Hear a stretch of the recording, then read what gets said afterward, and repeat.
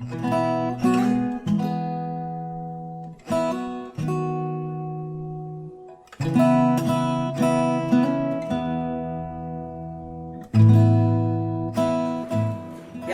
puji Tuhan sekali lagi. Shalom. Shalom. Wah, tidak mengurangi rasa hormat saya pada hari ini. Siang hari ini saya bisa ada di tempat ini. Luar biasa. Saya suka sekali. Dan puji Tuhan, kalau Ina pulang sama Pak Jo ke Indonesia, pergi ke Indonesia, saya yang ke Melbourne. Bukan. Haleluya. Dan tidak mengurangi rasa ya istimewanya bagaimana hari ini saudara, kehidupan saudara dan saya di mata Tuhan. Tapi yang saya pastikan bahwa yang istimewa itu adalah firman Tuhan. Katakan amin. Yang istimewa, yang penting itu adalah kebenaran Tuhan. Tidak ada yang istimewa buat saya hari ini kalau saya berdiri di tengah-tengah Bapak Ibu Saudara. Tetapi saya mau katakan yang istimewa, yang luar biasa adalah Tuhan sendiri. Mari saudara, kita mau belajar siang hari ini. Saya beberapa hari ini terus belajar akan kebenaran firman Tuhan, ya.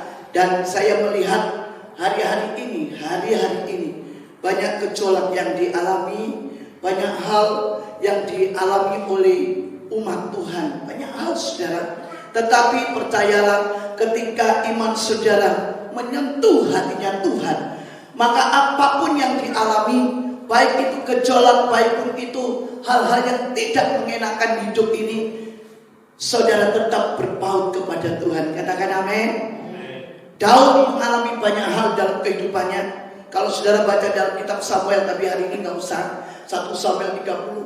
Daud seorang tentara prajurit yang gagah perkasa, pria yang kalau disebut pria nggak gampang nangis, tetapi menghadapi persoalan yang tidak dia bisa hadapi. Ya, berat sekali persoalannya. Tapi Daud bilang begini, aku hanya menguatkan hatiku kepada Tuhan. Dia menyentuh hatinya kepada Tuhan, bukan kepada manusia. Tetapi firman Tuhan katakan, Daud menguatkan hatinya kepada Tuhan. Yuk, hari ini saya ingin sampaikan tentang iman yang menyentuh hatinya Tuhan. Saudara yang kekasih dalam Tuhan, ya, kalau kita mau menyentuh hatinya Tuhan, pasti hari-hari ini saudara dan saya datang ke tempat ini siang ini bukan hanya untuk sekedar datang bergereja, beribadah, pengen dengan khotbah saya, wah bukan, atau pengen nanti main musik, bukan. Tapi ingin apa? Berjumpa dengan Yesus. Katakan amin. Coba tolak kanan, aku pengen jumpa dengan Yesus, bukan pengen jumpa dengan Ibu Ruth ya. Karena saya jauh-jauh dari Indonesia ke sini bukan pengen jumpa. Tadi Pak Mus katakan begini, wah Ibu Ruth kok makin hari makin kelihatan seger ya, cantik. Wow, iya pasti saya bilang gitu. Karena di usia 64 tahun ya, ketika saya memang kalau secara daging manusia siapa yang gak sedih ditinggal almarhum suami ya, tetapi saya tidak mau sepertinya aduh hidup ini sedih, gak ada suami, gak ada, apalagi beberapa hari ini saya mengalami gejolak di dalam gereja ya. Gereja kami hampir 1 bulan ditinggal beberapa orang, bahkan tangan kanan saya, orang-orang yang saya kasihi, orang-orang yang saya percayai, orang-orang yang saya butuhkan. Ketika almarhum pergi, mereka meninggalkan saya semua dengan tiba-tiba. Dan dia mulai membangun juga kerajaan di Batam ya. Jadi puji Tuhan, buat saya semuanya itu gak ada yang istimewa. Yang istimewa bukan saya, tetapi sekali lagi yang istimewa itu adalah firman Tuhan. Katakan amin. Ketika kita menghadapi gejolak, ketika menghadapi persoalan, ketika kita menghadapi masalah, bagaimana respon Bapak Ibu Saudara hari-hari ini? Apakah masalah datang responnya kita langsung wow, rasanya seperti mau meninggalkan Tuhan. Wih, Tuhan aku tinggalkan saja.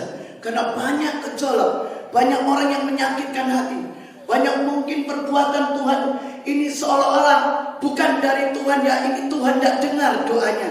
Tidak, saudara yang saya kasih, ketika kamu, saudara dan saya mengalami masalah, mungkin sakit penyakit, mungkin dalam ekonomi rumah tangga, mungkin di dalam pelayanan, saya mau katakan saudara yang kasih dalam Tuhan, bagaimana respon kita kepada Tuhan? Apakah iman ini tetap teguh? berharap dan bersandar kepada Dia, tidak goyang, makin maju, makin semangat. Ya, sebetulnya sih kepengen goyang Tuhan. Kenapa? Orang-orang yang dikasih meninggalkan saya seperti almarhum. Saya berdoa, berteriak, Tuhan, jangan ambil suamiku Tuhan, berikan kesempatan. Tapi Tuhan bilang sudah waktunya dia harus pulang. Belum lama 1 tahun lebih Tuhan. Kenapa? Orang-orang yang saya kasihi, orang yang saya percaya dalam gereja, yang saya kalau pergi mereka yang melakukan semuanya di gereja, bahkan mereka bendahara dalam gereja, orang-orang yang saya kasih, orang yang cintai meninggalkan saya. Wow, ya ada beberapa yang ikut mereka, ambil istilahnya diajak untuk mereka beribadah, ya saudara bersama-sama. Tapi saya bersyukur kepada Tuhan.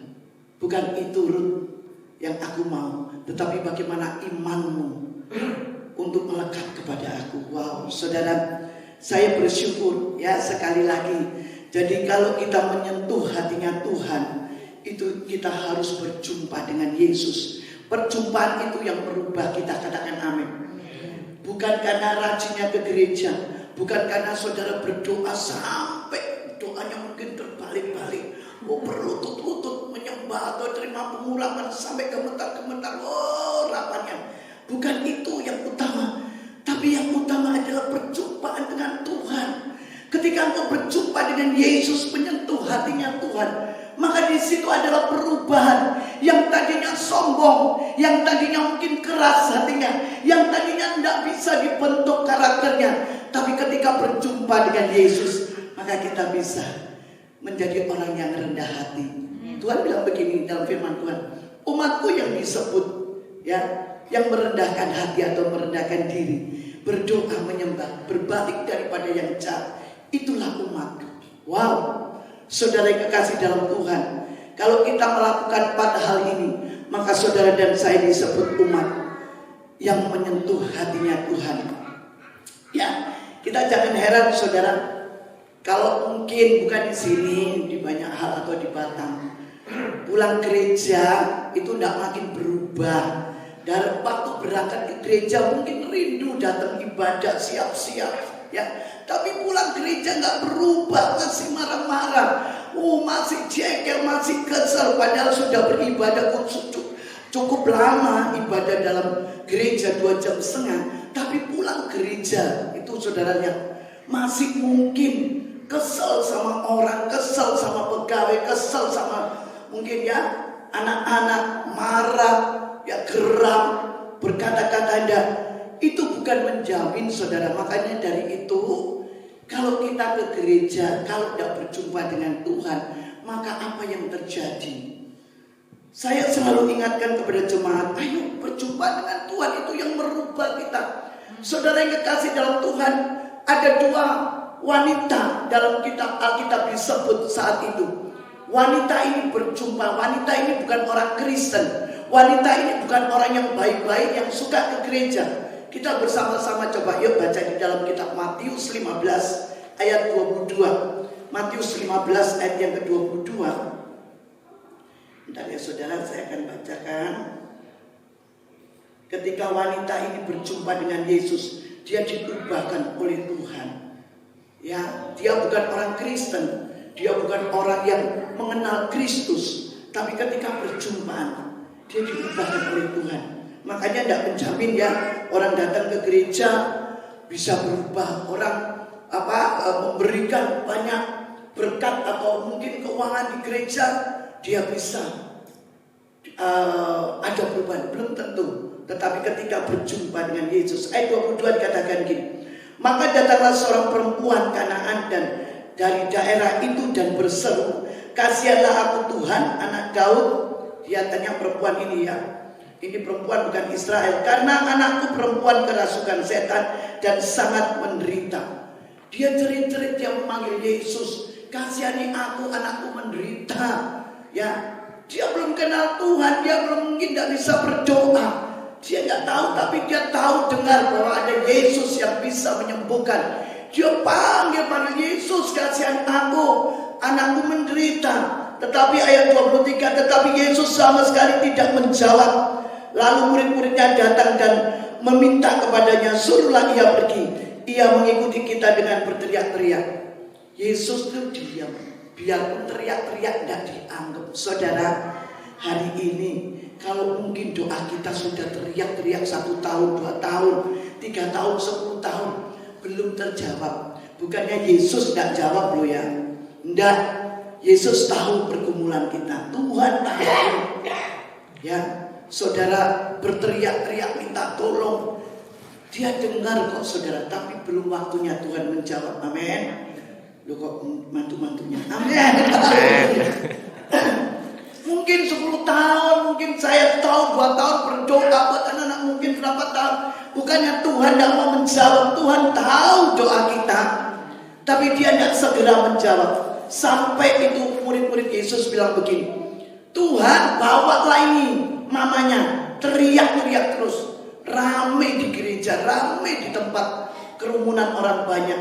Karena seorang perempuan ini, dia tidak pernah berhenti untuk terus, Yesus anak Daud, kasihanilah aku, anakku ini sakit. Yesus kasihani aku. Berapa banyak saudara hari ini ketika persoalan belum dijawab, sudah berhenti di tengah jalan. Ya Pak ya, tidak dijawab lah, ngapain ikut Yesus? Tuhan kan jawab, udah berhenti aja, tidak usah ikut Yesusan. Berapa banyak di sana, banyak di Indonesia ya putus asa, tidak mau ikut Tuhan. Tapi di Melbourne tidak, saya lihat setia. Gembala tidak ada di tempat tetap setia ya. Gembala biasanya ini di Batam. Mak ini jangan lama-lama kalau ke Melbourne. Nanti kalau ke Melbourne tak tinggal semua loh, mak jemaatnya hilang katanya. Pindah semua. Itu biasanya. Tapi saya katakan bahwa seorang yang dewasa, dia tidak pernah melihat gembalanya atau pemimpin pergi, tapi dia melihat gembala yang agung, Yesus Kristus sendiri yang ada di dalam kehidupan kita. Katakan amin. Ketika kau berjumpa dengan Yesus, maka kau tidak perlu sebenarnya ya siapapun yang berdiri di tengah-tengah ini, siapa yang membawa kau. Hanya Yesus yang boleh mengatur. Manusia sering masih lihat luarnya aja. Kalau ada ibu gembalanya, ada magem. Kalau saya dibilang, wih, jemaatnya saya dibilang magem, karena mak cucunya banyak. Wih, mak, kalau mak datang itu mak ke gereja, wih yang datang itu banyak, mak semua nggak absen. Tapi kalau mak nggak ada, oh mereka lari-lari jalan-jalan di KJJ, gereja jalan-jalan. Ya saya berbilang gini, wow, kalau kita mau dewasa saudara, maka dilihat bagaimana kita setia kepada Tuhan.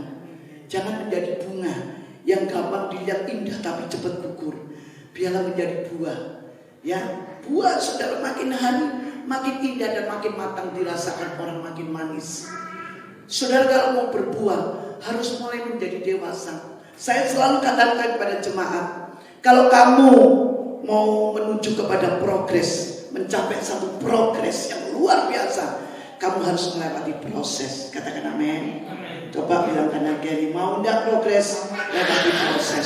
Ya, proses saudara. Wow, di balik proses itu ada kemuliaan Tuhan yang luar biasa. Katakan amin. Saudara tahu, saudara, proses itu membuat kita nyaman, enak, sedap. Makanya saya tadi bilang tidak ada yang istimewa. Saya hari ini datang di tempat ini. Yang istimewa itu adalah proses. Ketika Bapak Ibu saudara diproses, maka itu adalah bagaimana kita akan menuju kepada progres, kemajuan. Mau maju enggak? Wow, gereja ini mau maju enggak? Pekerjaan mau maju enggak? Rumah tangga mau makin bahagia enggak? Harus lewati proses. Diproses sedikit, suami mungkin pulangnya malam, istri sudah bengak-bengok. Tahu kan? Papa kemana toh papa ini? Papa ini tidak jujur. Aduh, papa ini gimana toh? Saya gimana toh? Wih, sudah mulai protes sama suaminya. Ya, padahal pulang sedikit malam. Nanti apalagi protes sama gembalanya. Bapak gembala ini tidak lihat ya, itu jemaatnya. Gimana kalau kita dibiarin? Wih, saudara, magem itu loh, gimana aja toh? Ditinggal sebentar ke Melbourne. Tidak sayang dia sama kita. Nah inilah terjadi perpecahan. Gara-gara magem tinggal. Wow. Saya selalu sedih, salah lagi ya. Tapi di sini tidak ada. Percayalah kita didewasakan. Saudara tahu dalam Alkitab Tuhan itu mau identitas kita, merubah identitas saudara dan saya. Ya, Tuhan tidak melihat kehidupan siapapun di antara kita. Mungkin kehidupan kita dulu yang lama menjijikkan atau membuat Tuhan itu tidak suka kehidupan saudara dan saya. Saudara lihat di dalam Alkitab, yaitu seorang namanya Yakub. Ya, saudara tahu Yakub. Yakub itu dikatakan di dalam Alkitab adalah seorang penipu. Ya, benar tidak? Yakub itu kalau dibilang penipu, bayangin saudara, sebelum dia lahir baru mungkin dia itu adalah orang yang suka menipu. Menipu ayahnya, menipu kakaknya, kacang merah dia ditipu, semua ditipu. Apalagi itu mertuanya, Laban ditipu. Bahkan terakhir menipu kambing domba itu ditipu. Bayangin aja, sampai binatangnya ditipu. Itu adalah Yakub. Tapi satu ketika Laban mengatakan Yakub mau lari, saudara, keluar dari mertuanya. Dia lari, mau sembunyi karena mau dibunuh oleh kakaknya Esau. Yakub lari, saudara. Dan di situ dia lari ke dekat sungai. Ya, saudara, dekat sungai, dikatakan Alkitab dekat sungai Yakub. Dia lari. Di situ dia berjumpa dengan Yesus. Ketika Yakub berjumpa dengan Yesus, apa yang terjadi? Perubahan dalam kehidupannya. Yang tadinya dia suka tukang tipu, ketika berjumpa dengan Yesus, dia sujud, dia tahu bahwa Yesus sanggup menolong, mengubah kehidupannya. Dan puji Tuhan, saudara, Yakub diganti ketika dia mau berubah, berjumpa dengan Yesus. Ingat ya, perjumpaan dengan Yesus itu yang mengubah karakter saudara dan saya. Kalau belum berjumpa omong kosong, bilang iya aku mau setia, iya aku mau melayani Tuhan, iya aku mau. Nah, ya, setia saudara saat ini ketika engkau mau berubah, yaitu berjumpa dengan Yesus. Ketika dia berjumpa dengan Yesus, maka Yesus ganti apa? Engkau menjadi orang Raja Israel. Wow, saudara. Ketika Yakub berjumpa dengan Yesus, maka Tuhan mengubah identitasnya, dirubah ya menjadi apa? Seorang Raja Israel yang luar biasa. Tuhan bisa berubah kita, katakan amin. Ketika kau berjumpa dengan Yesus, mungkin kehidupan kita yang lama ditinggalkan. 2 Korintus 5 ayat 17. Yang lama ditinggalkan, kita berjumpa dengan Dia, maka yang baru. Identitas kita yang mungkin dulu dibuat orang, mungkin orang menganggap kita seperti sampah, tapi ketika berjumpa dengan Yesus, diubahkan menjadi orang yang setia, orang menjadi raja, yaitu Tuhan yang menginginkan anak putra putrinya. Saudara yang kekasih dalam Tuhan, saya ada sampaikan pagi hari ini ada 3 hal bagaimana saudara takut Tuhan di dalam setiap kehidupan saudara dan saya. Kita perlu saudara takut. Ingat takut Daud ya. Kalau Daud ini karena kerinduan dia membangun satu tabut. Tetapi kalau Salomo dia membangun tabut karena dia tahu bahwa kekayaan Salomo, dia punya segala-galanya. Akhirnya dia bangun satu kerajaan dengan kemewahan, dengan uangnya. Kalau satu lagi ada tabut di mana Musa diperintahkan Tuhan untuk membangun satu tabut mezbah. Tapi yang saya mau katakan 3 hal ini saudara. Bagaimana Daud membangun tabut, yaitu untuk memuji dan menyembah Tuhan. Banyak orang yang membangun gereja mungkin bagus, mewah. Wow, gedungnya bagus, musiknya luar biasa. Saya juga saudara ikut-ikutan hari-hari ini. Ya, ikut-ikutan. Saya bangun gereja ini tidak mau kalah. Kemarin LED habis hampir kurang lebih 300-an juta, 200 sekian berapa juta. Saya bayar, tidak peduli punya uang, tidak punya uang, pokoknya beli. Saya bayar itu 100 juta dulu yang asal saudara. Sudah beberapa minggu ini kami pasang LED besar, ya, pasang lighting, pasang semua di gereja kami, ya, supaya orang nyaman. Tapi Tuhan bilang begini, loh, bukan itu yang nyaman. Ketika jemaatmu berjumpa dengan Yesus, disitulah adalah perubahan sukacita yang besar. Wow, saya langsung ya Tuhan. Tapi gimana sudah kadung, sudah baik kayak LED ratusan juta, sudah pasang semua lightingnya kelap-kelip, mewah gerejanya, apalagi tempat sendiri ya. Jadi kan didandani kan tidak masalah, kan tidak pindah-pindah. Kalau pindah-pindah kan nanti dilepas lagi, ini lagi. Karena gedung sendiri. Jadi kami bangun. Begitu di sisi ini keluar semua, hampir separuh ya, tidak separuh lah, 15 orang keluar. Saya mulai bangun ini saudara. Di situ saya mulai berdoa. Tuhan bilang, bangun kemah Daud. Jangan bangun kemahnya Salomo. Jangan bangun kemah Musa yang cuma diperintah, tapi kerinduan. Jemaat itu punya kerinduan. Katakan amin. Coba tolak. Amin sebelah. Kerinduan. Datang ke gereja bukan karena dipaksa. Datang ibadah bukan karena melihat gembalanya, pendetanya ada, atau mungkin mak gembala ada. Enggak. Datang ibadah itu karena kerinduan mencari berjumpa dengan Yesus. Dimanapun saudara merasa kadang tidak nyaman tempatnya seperti ini, tempat masih pindah-pindah. Kalau kita berjumpa dengan Yesus, itu yang membuat hidup kita sukacita yang penuh. Katakan amin. Membuat perubahan. Tuhan bisa memberikan identitas yang baru buat kita semua kalau kita mau berubah. Katakan amin. Wow, ini penting. Kerinduan. Percuma datang ke gereja cuma kepingin berjumpa dengan si A, si B. Ya, saya katakan, ingat firman Tuhan katakan, Yesus bisa marah ketika umatnya, ketika anak-anaknya mungkin di dalam gereja jual beli, mau dicek. Wah, ke gereja cuma cari teman, mau jual asuransi, mau jual berlian, mau jual ayam penyet. Wah, promosi di gereja. Bukan tempatnya. Ya, tempat di gereja itu kita berjumpa, rindu berjumpa dengan Yesus, menyembah, bersyukur, berdoa, saudara. Katakan wanita ini, saudara, coba kita baca ayat selanjutnya, ayat 24. Jawab Yesus, aku diutus hanya kepada domba-domba yang hilang dari umat Israel. Yesus bilang begini pada wanita itu seperti ibu ini. Yesus bilang, aku datang ini untuk mencari domba-domba yang Tuhan utus, domba yang dari Israel. Sedangkan kamu kan bukan. Kamu kan wanita Kanaan mungkin ya saudara. Kamu kan bukan orang yang mengenal Yesus. Siapa kamu? Tuhan datang untuk menyelamatkan orang-orang Israel. Ayat 24 katakan gini. Ya, tetapi perempuan ini bilang, ayat 25. Perempuan itu mendekat dan menjawab dia sambil berkata, meskipun dia ditolak sama Yesus, perempuan ini tidak pernah putus asa. Makin ditolak, makin mendekat dan menyembah dia. Katakan amin. Wow, coba bilang kanan kiri. Ditolak Yesus, makin mendekat, makin menyembah. Dihina orang, ditekan orang. Firman Tuhan bilang makin ditindas, makin muncul. Amin. Ini apa, saudara? Sering baca firman atau enggak? Ayo. Ya, ini firman katakan gini. Makin disuruh stop, enggak usah teriak-teriak.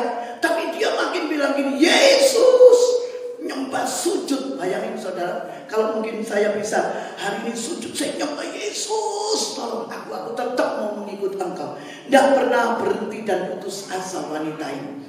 Ayat selanjutnya 26. Tetapi Yesus menjawab, tidak patut mengambil roti yang disediakan bagi anak-anak dan melemparnya kepada anjing. Tuhan bilang kepada perempuan ini, kamu tidak patut untuk mengambil roti, dan rempah-rempahnya itu, sisa roti itu akan dilemparkan kepada anjing. Perempuan ini menjawab, tidak apa-apa Tuhan, biarpun rempah-rempah aku mau, biarpun ini jatuh, aku tidak dikasih roti yang asli buat anak-anakku, tapi aku mau ambil rempah-rempah ini. Bayangin saudara, wanita ini merendahkan hati serendah-rendahnya di hadapan Yesus. Saudara yang kekasih dalam Tuhan, yuk coba, apakah saudara dan saya hari ini melakukan hal ini? Ketika kita menghadapi banyak persoalan, ketika kita ditinggalkan seseorang yang kita kasih, mungkin saudara, orang yang ada, firman Tuhan katakan, orang yang duduk satu meja makan, disitulah orang yang menyakitkan hati kita. Besi menajamkan besi, manusia menajamkan manusia. Berapa banyak di antara saudara hari-hari ini mungkin disakiti orang. Saya nggak tahu, mungkin dalam pelayanan atau di dalam rumah tangga antara suami istri, orang tua dan anak, atau mungkin temanmu, sahabat yang paling dekat. Oh ya, aku baru aja disakiti orang, aku baru aja mengalami penderitaan. Mungkin di antara saudara hari-hari ini, aku dikata-katain gak enak, aku sudah melayani dengan segenap hati, aku sudah memberikan untuk Tuhan, Mungkin uangku sudah aku koreti, orang Jawa bilang. Udah aku kuras buat Tuhan, aku berikan. Tetapi gembalanya tidak berterima kasih. Penatua tidak berterima kasih. Mungkin yang pimpinan tinggi tidak berterima kasih. Seolah-olah aku ditekan. Saudara, pagi hari ini yang saya mau katakan, bahwa ingat, ketika engkau berjumpa dengan Yesus, maka engkau akan berubah. Oh ya Tuhan, thank you. Di balik semuanya itu ada kemuliaan Tuhan. Katakan amin. Roma 8 ayat 28, aku baru tahu Allah turut bekerja di dalam segala perkara untuk mendatangkan kebaikan buat setiap kita yang mengasihi Dia. Katakan amin. Wow. Tuhan bekerja, saudara. Tuhan tidak tinggalkan wanita ini. Wanita ini berteriak-teriak seolah tidak didengar. Tuhan bilang, aku tidak menjawab doanya, karena aku datang untuk menyelamatkan domba yang hilang dari Israel. Tapi wanita ini wanita ini tidak pernah diam, terus menjadi memanggil nama Yesus. Berapa banyak di antara Bapak Ibu Saudara yang terus memanggil nama Yesus? Saya sebagai makem Ibu Gembala, rasanya pengennya begini, Pak, kok begini ya Pak ya terjadi di Batam. Sekarang sudah pecah ada 3, ada Babire, ada Theo. Theo adalah garam, dinaungi oleh Pak Jo, juga dinaungi dari Batam.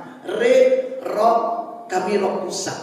Nah, perpecahan kami ada yang Pak Arifin sudah bilang, kalau mau ikut silakan pilih.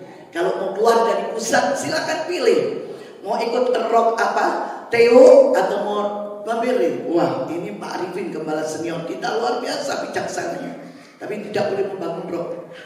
Tetapi mereka ikut Theo. Jadi garam ministry. Garam bersama-sama dengan roh, berjalan bersama. Saya tahu Pak Jo dengan punya hati membimbing Theo sampai dia boleh membawa anak-anak umatnya kepada Tuhan dengan luar biasa dan taat, tunduk kepada para pemimpin.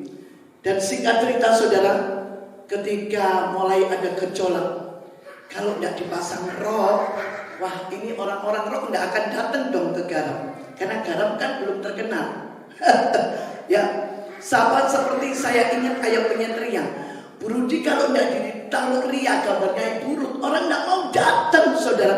Saya baru bangun ini restoran besar di Batam. 2 restoran yang kami bangun sangat besar. Di mall satu dan satu di daerah Batam Center. Pak Jo tahu yang satu, yang di mall baru 2 hari yang lalu saya tinggal, saya ke Batam. Cukup besar, menampung ratusan orang makan dan mewah sekali. Dia bilang gini, itu jangan ditulis cuma ria, harus gambarnya Rudi Burut. Nah, jadi gambar saya laku banget. Waduh, saya sampai bilang begini, kok laku banget ya, saya apa diganti dengan gambarnya Pak Mus gitu ya. Bagus ya Pak Mus. Haleluya Pak Mus.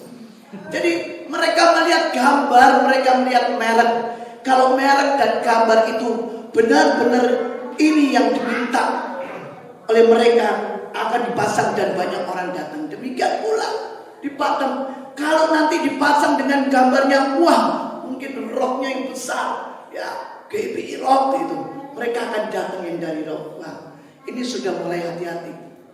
Saya katakan kita datang kepada Tuhan sekali lagi, ya bukan hanya datang, tetapi kita datang kepada Tuhan. Perjumpaan kita dengan Tuhan bukan merek gereja, dominasi gereja, bukan. Tuhan mau menyatukan gerejanya satu tubuh. Katakan amin.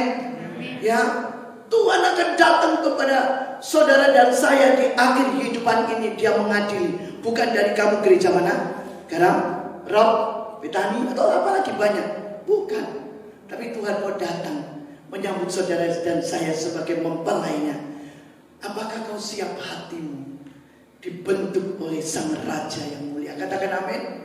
Itu perjumpaan itu yang penting. Makanya hari ini saudara, ketika wanita ini berjumpa dengan Yesus, dia tidak peduli orang suruh minggir, suruh pergi, dia tetap berteriak, Yesus, Yesus kasihanilah.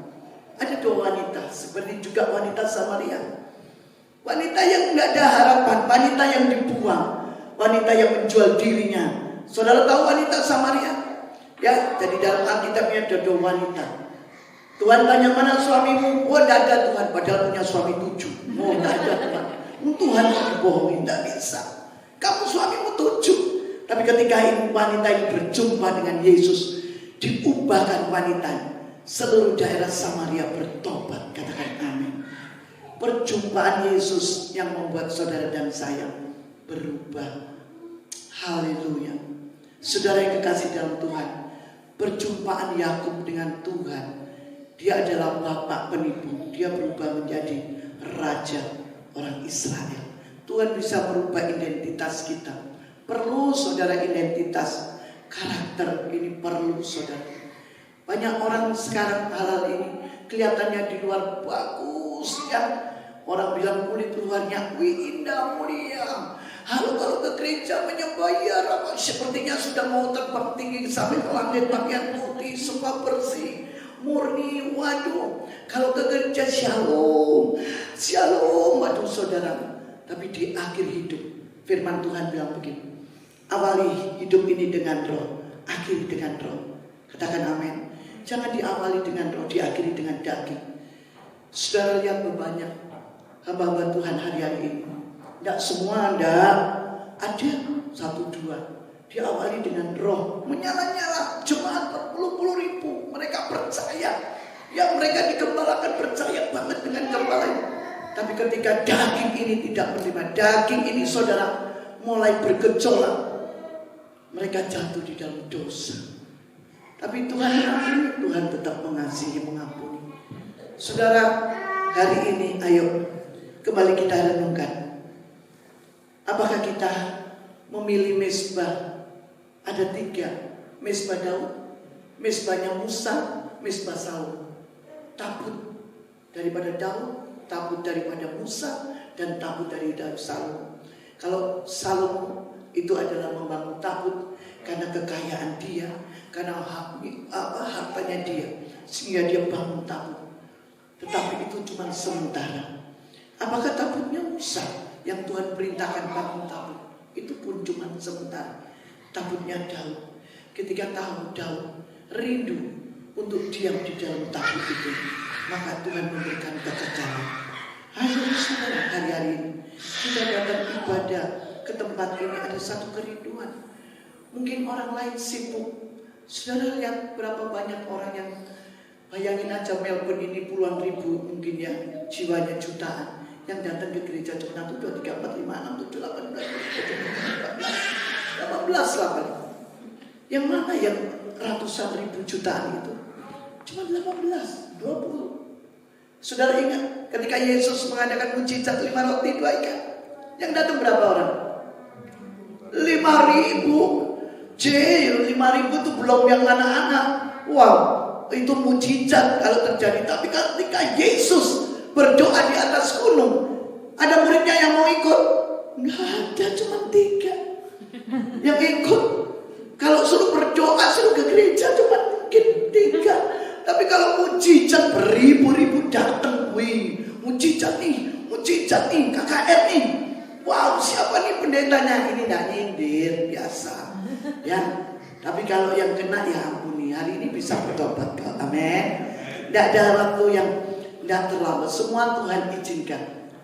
Banyak orang yang saya katakan mujizat itu bukan karena 5 sakit sembuh, terus apalagi ya bertahun-tahun kepingin punya anak, sekarang punya anak, oke, itu mujizat. Mujizat itu yang anaknya tadinya narkoba sekarang sudah bertobat, oke, itu mujizat. Atau mujizat yang tadinya suaminya hilang kondol wewe kembali, oke, itu mujizat. Paham ya?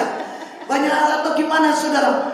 Mujizat itu wow. Tapi saya katakan kepada jemaat saya, mujizat itu ketika engkau mengalami masalah, mengalami tekanan, bagaimana sikap hidup kita kepada Tuhan. Apakah kita tetap berpaut kepada Tuhan atau kita meninggalkan Dia?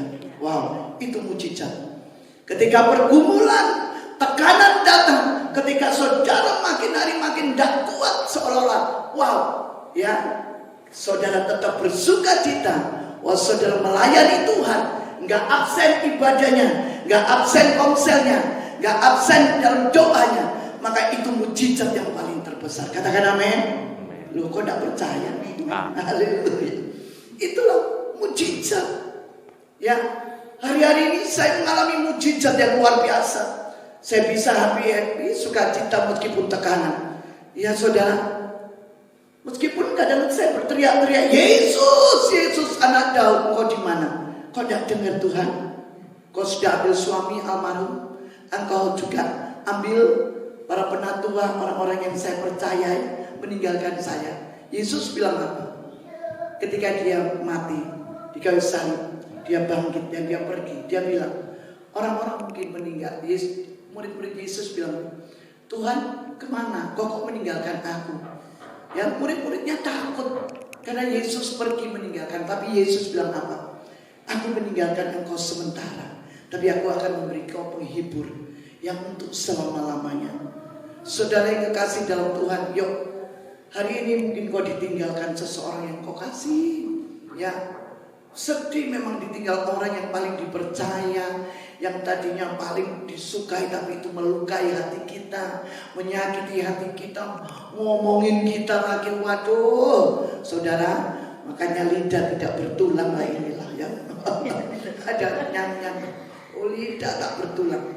Ya, kelihatannya manis, aku akan bela sampai seumur hidup, aku akan mengikuti engkau. Nyatanya di tengah-tengah perjalanan meninggalkan. Saudara yang kekasih dalam Tuhan, hari ini renungkan kembali firman ini. Bagaimana iman yang memiliki atau iman yang menyentuh hatinya Tuhan, yaitu saudara dan saya. Hari ini saya percaya imanmu tetap teguh bersama dengan Tuhan. Tidak pernah goyang apapun ketika engkau menghadapi persoalan. Seperti wanita, ketika dia tidak didengar, mungkin dia seolah-olah diusir, tapi dia tetap menyembah, merendahkan hati di bawah kaki Tuhan. Dan dia bilang, aku ambil aja rempah-rempah, aku makan aja tidak apa-apa, sisa-sisa aku mau, asal Tuhan aku melekat kepadamu. Wow, saudara yang kekasih dalam Tuhan, banyak orang yang tidak mengerti hal ini.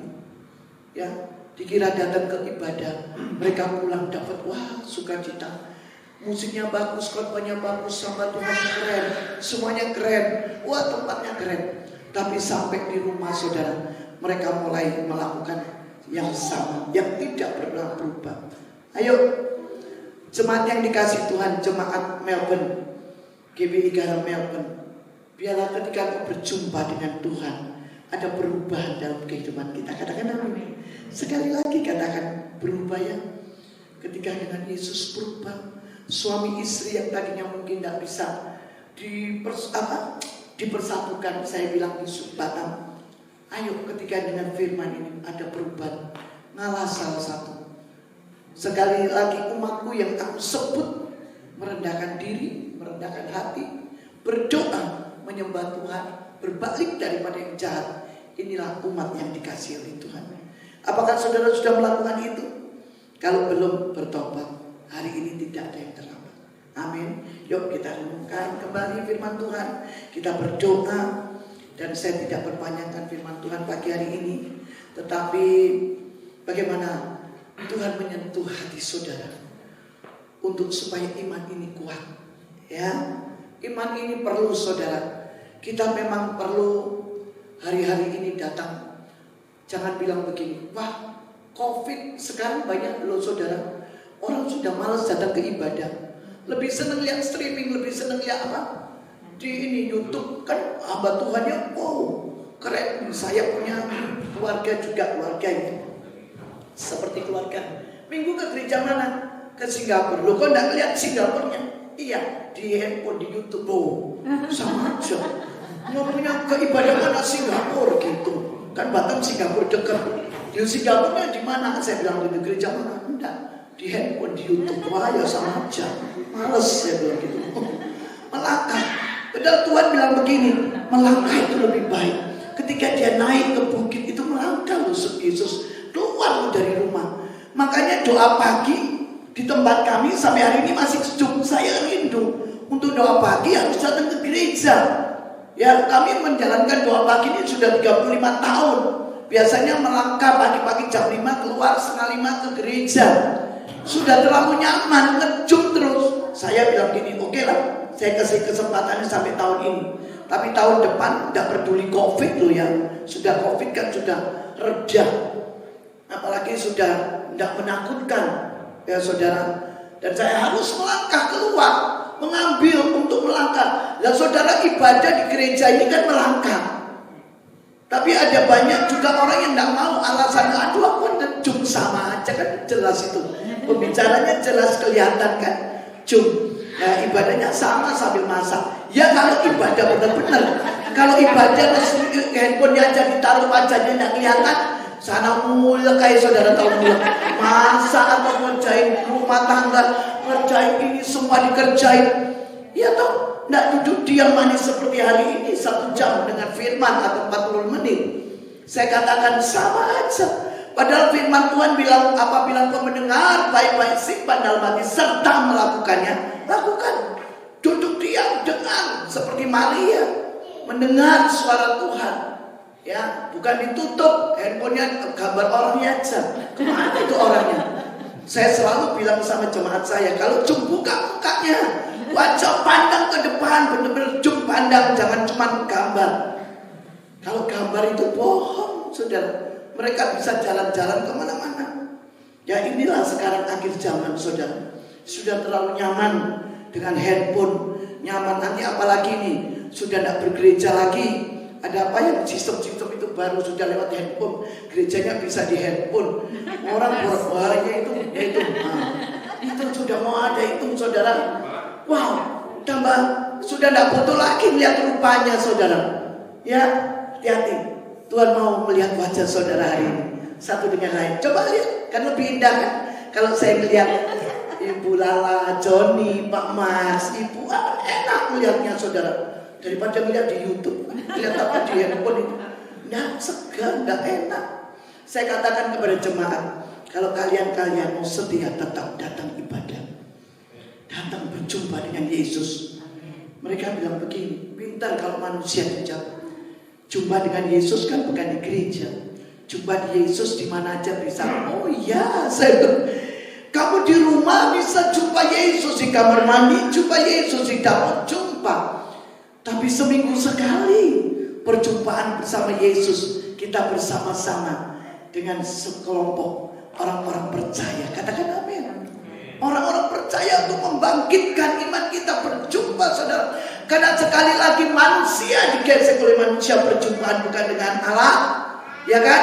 Manusia bukan berjumpa dengan cuman apa, mungkin handphone, mungkin apa, kaca atau apa, tapi manusia berjumpaan dengan manusia, saudara. Inilah yang Tuhan mau. Maka dari itu, ayo jemaat yang dikasih Tuhan, tetap engkau setia. Jangan engkau mengikuti keadaan sekarang yang tidak menentukan hidup kita, tapi yuk berjumpa dengan Tuhan lewat ibadah seperti pagi ini. Mari kita undang berdiri. Saya undang saudara bangkit berdiri, renungkan kembali firman Tuhan pagi hari ini.